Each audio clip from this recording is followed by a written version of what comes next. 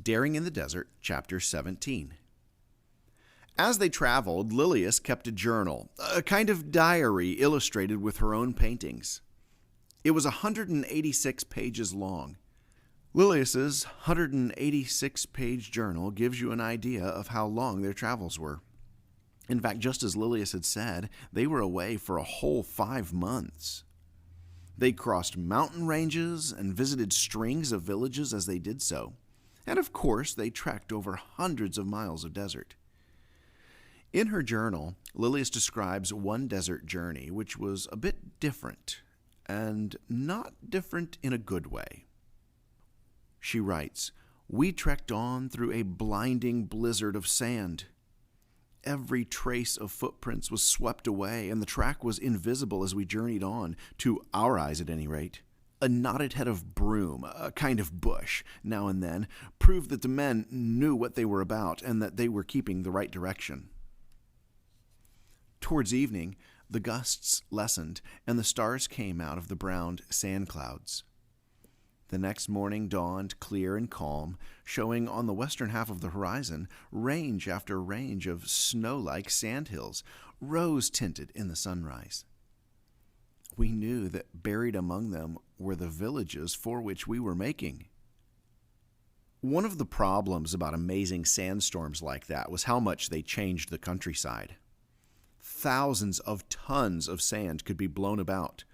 So many tons that hills that used to be to the left of the track were blown to the right. And a village you could see in the far distance could be seen no more, for it was covered in sand. Of course, bushes that Abdullah knew and that showed him where to go could be blown 20 miles away. The following day, after they had done another day's traveling, Lilius and Blanche settled down in their tent once again. "Abdullah can be so bad-tempered and difficult," said Lilius, "and sometimes it looks as if he doesn't know his way around the desert lands at all." "But," Blanche finished her sentence, "I know what you're going to say," she smiled. "The sandstorm made everything look so different, yet we're still on the right track. Abdullah does know where he's going after all." Lilius pulled her blanket up over herself and settled down on her low hammock bed for the night. "Just remind me of that next time Abdullah loses his temper, waves his arms in every direction, and tells us what fools we are." Before they fell asleep, both women had the same thought. Perhaps if they were responsible for taking 2 odd strangers across a desert that kept changing what it looked like, they might get cross sometimes too.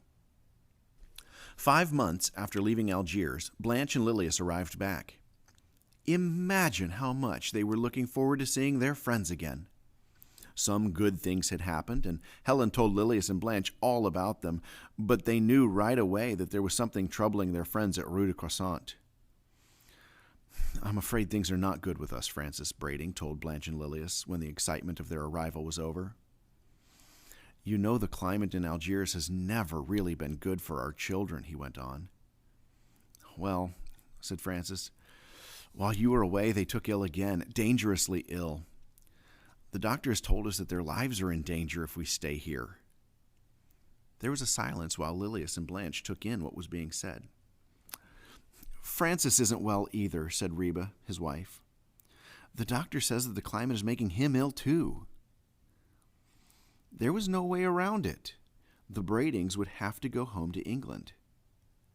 How sad Helen, Blanche, and Lilius were to say their goodbyes.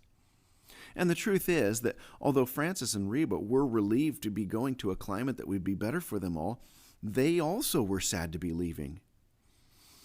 It was a time of change in the mission work based in Rue de Croissant. The Brading family were not the only ones that the climate in Algeria had affected. Lilius, Blanche, and Helen also had suffered from the heat. Most years they left the country for a month or two. They would then visit the UK or different parts of Europe. Shortly after Francis, Reba, and their children left the mission, Lilius headed off to England for a few months and ended up staying from July of 1895 to January of 1896. She was simply exhausted.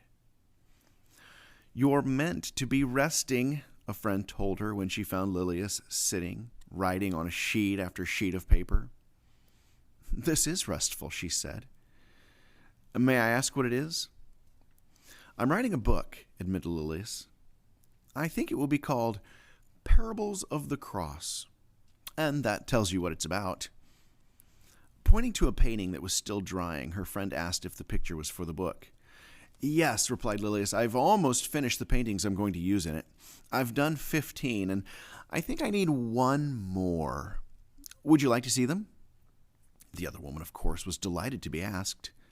Lilius gave her a folder of watercolor paintings and continued with her writing. There was absolute silence for almost an hour before her friend spoke again. These are absolutely lovely, she said. My favorite is the dandelion seed head. It showed a dandelion clock. That's what the fluffy seed head is called, the part that's left after all the yellow petals have withered and dropped. To the right of it, Lilius had painted 7 tiny seeds being blown away in the wind. Round the seed head were the words, I am now ready to be offered. Lilius explained that the dandelion had to let its petals die before the seeds could develop, and then it had to let all the seeds blow away before any new plants could grow. You see, said Lilius, the dandelion has to give itself away completely for God to create new plants. And those who follow Jesus have to give all they are and all they have for him to use as well. That will make a lovely book, her friend told Lilius. And it did.